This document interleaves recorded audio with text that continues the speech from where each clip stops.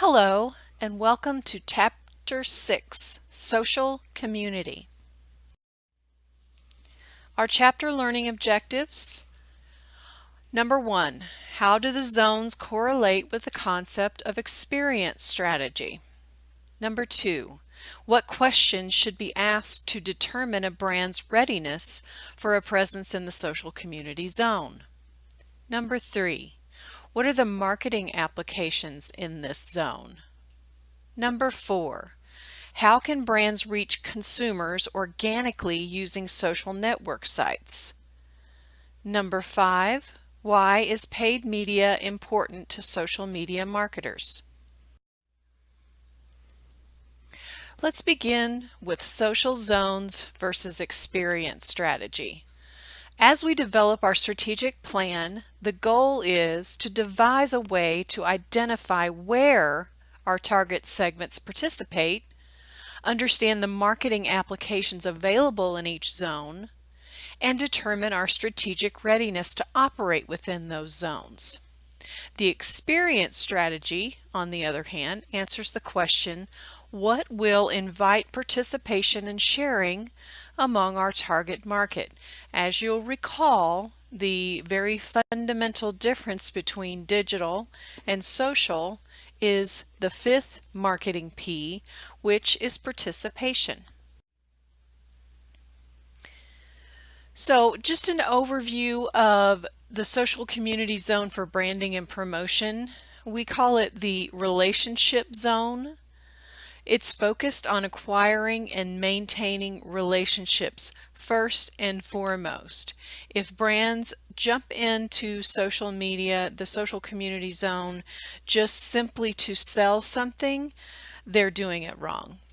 Key activities include collaboration and conversation. Communities converse and collaborate around content. The chapter ends with some questions managers should ask before deciding whether social relationships will work for a specific brand. I believe this is a little bit backwards, so I moved it to the front. Is the brand set up for engagement? If the traditional brand participates in social media, where should it be? Should the brand have its own dedicated social network space, meaning a profile? How can the brand's profiles be developed in such a way as to reflect the brand's personality? With what voice will the brand speak? How will the brand interact within the site? If fan pages exist among brand loyalists on social networking sites, how can the brand leverage these sites to better meet its objectives? Finally, how can the brand integrate its social network presence into other campaign components? Marketing applications in Zone 1. Brands should develop a social presence in the chosen social networks as a relationship building strategy, as I mentioned earlier. We call it the relationship zone. Brands have 3 key ways of utilizing social networking communities for branding based around owned, earned, or shared, and paid media. Remember, I introduced you to the peso model, which is a little bit different than what you have here in the textbook, meaning that shared media, which is also a component of earned media, is considered its own type of media. I liken the relationship zone to just that. It's a lot like being in a relationship. And I have 10 relationship goals for you to consider. Number 1, be likable and credible. Number 2, listen first, respond appropriately. Number 3, ask questions. Number 4, be open-minded and tolerant of viewpoints other than your own, but be true to yourself or your brand's mission and values. Number 6, be passionate about what you do. Number 7, if you make a mistake, apologize sincerely, but move on, don't dwell on it.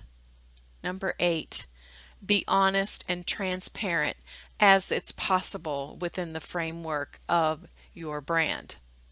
Number 9, love your community. Yes, even the haters.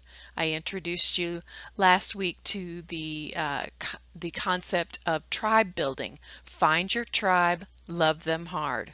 Number 10, take a time out if you feel angry. If you are the community manager or if you are in charge of the social network itself, be sure that you understand that you're only human. And if you've gotten your feelings hurt, which is easy to do, just take a step back.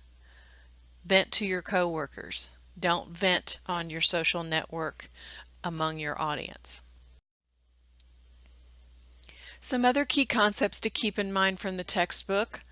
Social networking fatigue comes in part from the need to manage multiple community accounts, as well as from the steady streams of content flowing from multiple networks, meaning I find it nearly impossible to keep up with everything that's happening on Facebook, in addition to Twitter, in addition to my LinkedIn account, in addition to Instagram, Snapchat, Pinterest, etc. I get fatigued with all of this information flowing from multiple networks. OpenID is an authentication protocol that works across participating sites. Related to identity portability, which is such that a single profile would provide access across social networking sites with a single login and shared information. OpenID and identity portability are related. To take a closer look, I'd like you to pause this and consider social lock-in occurs when a user is unable to transfer social contacts and content from one social network to another. Recall the many calls to delete Facebook last spring after the Cambridge Analytica scandal broke. Take a closer look and come on back when you're finished. There are two types of reach in the social zone: organic and paid. Organic reach is the number of people you can reach for free by simply posting content. You need to be aware, however, the big three social networking sites throttle organic reach for brand profiles. They even throttle it for individual profiles. Facebook, Instagram, and Twitter, in that order, to a degree, throttle organic reach. Facebook being the worst offender because they throttle organic reach nearly to zero. And of course, paid is basically advertising. Figure 6.2 is worth a look. Why people friend brands on social media. Although this concept of friending, actually when I started out in social media marketing, at the advent of social media marketing, you did have friends and people friended you rather than liked your page. It was a big deal when that changed. So we really don't friend brands anymore, but we do follow them. They're interested in the product or service. They're interested in promotions would be the second motivation. They're entertaining. So think about applications in the entertainment zone. They're offered an incentive, interested in the industry. They want to communicate with you. And then friends either follow or like their content, that peer pressure across SNSs. 6.3, why people unfriend or unfollow brands. The number one reason, you guessed it, too many promotional messages. It's the relationship zone. Don't forget that. Number two, information isn't relevant. They tweet too much. They use slang or jargon that doesn't fit the brand. Again, that brand persona is really important. And then on the other side of that scale, they're too quiet and they don't respond. Let's talk a little bit about brand persona. You built a target audience persona last week. But the same applies for your brand. You need to build a persona based on what exactly the brand is going to represent in the social community zone. When a brand profile launches on a social networking site, the brand exists much as people do on the sites. Brand personification is defined as imbuing trademarked or otherwise proprietary named products and services with a human form and or human attributes, including a generally distinctive physical appearance and personality. A brand mascot, on the other hand, is a fictional persona with a distinct personality created to represent a brand. It may include animated characters like Geico's Gecko, as well as human actors portraying spokes characters, for example, Flo for Progressive Insurance. Message internalization is the process by which a consumer adopts a brand belief as his or her own. Brand persona plays into this concept because when we begin to trust the brand's persona and welcome it into our social sphere, then message internalization is more likely. So what do you do to determine the brand's social media persona? Ask the following question. What are the brand's core values? What social objects illustrate those values? What has the brand promised? What is promised in their mission and vision statements? What are the aspirational attributes? What traits are associated with the brand? What opportunities exist? And what stories bring the brand to life are good places to start. The concept of engagement is a trickier one. Explanations differ on what it means to engage. Just as being satisfied might mean being satisfied across a host of specific areas, being engaged may also mean engaged in a variety of ways. Refer to page 189 for more information. Although there are different approaches and explanations, engagement is the very essence of social media. Without it, your textbook claims social media might as well be television, and I agree. Consider a continuum approach. At one end, people may affiliate with a brand on social media simply to acknowledge it for the reasons that we looked at earlier. At the other end, people may want to interact with a brand in more meaningful ways. They're that tribal aspect, if you will. Let's take a look at the characteristics of brand community management. Lithium's State of Social Engagement report describes 6 things that characterize good community engagement. Number 1, the cohesive social channel strategy. That means that there is a strategy, that it's not just a lot of one-off stunts and everything is strategically aligned. Active community management, meaning in the example before, when people unfriend a brand because they're too quiet or they're not listening, the content mission, quality, and storytelling is apparent and also cohesive. Engagement and community relationship building, meaning they're focused on building that community in the relationship zone. Collaboration with influencers, finding their tribe and loving them hard. Amplification efforts aimed at getting that shared or earned component. So I want you to take a closer look. As you will learn in Chapter 7, ebooks and white papers make great content, especially for B2B marketers. Lithium publishes the report and they update the characteristics each year that I referred to on the previous slide. I'd like you to explore the 2017 report. What can your client do to improve their community engagement? Come on back when you're done.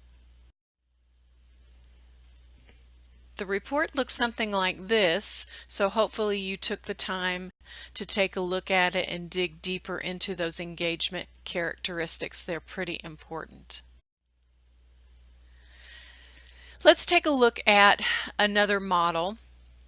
Gallagher and Ransomotham's 3M model of social media dialogue management for firm-generated content. We've got three types.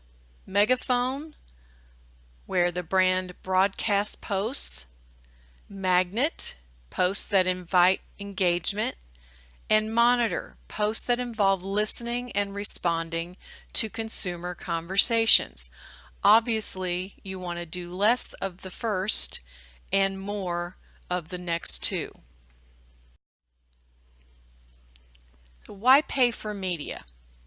Figure 6.4 gives you a little bit more in-depth understanding of organic reach in regards to Facebook's EdgeRank, which determines which fans to show a particular post to using 3 T's: time, type, and tie. Fans who have seen the post respond based on post content and type. So make sure that you understand that Facebook is in the business to sell brands advertising. So they have really throttled back on organic reach. Paid media in social communities takes several forms. Social ads are online display ads that incorporate user data in the ad or in the targeting of the ad and enable some form of social interaction within the ad unit or landing page. A social engagement ad contains ad creative, an image and text, along with an option to encourage the viewer to engage with the brand. For example, clickable like button. A social context ad includes ad creative, an engagement device, and personalized referral content from people in the viewer's network. Those are those Facebook ads that show you your friends liked a particular brand, maybe you should too. Organic social ads are shared on a person's activity stream following a brand interaction, such as liking the brand. So when you're stalked across your Facebook page because you spent time on a branded page, that is an organic social ad. There are a variety of resources for you to refer to in terms of social advertising. Because that changes so frequently and it's such a specialized area, I do not go into it here, but just understand this textbook is a good basic reference for you to understand how many monthly users, what the average cost per click campaign, how many millennials are on each site, and lots of other information.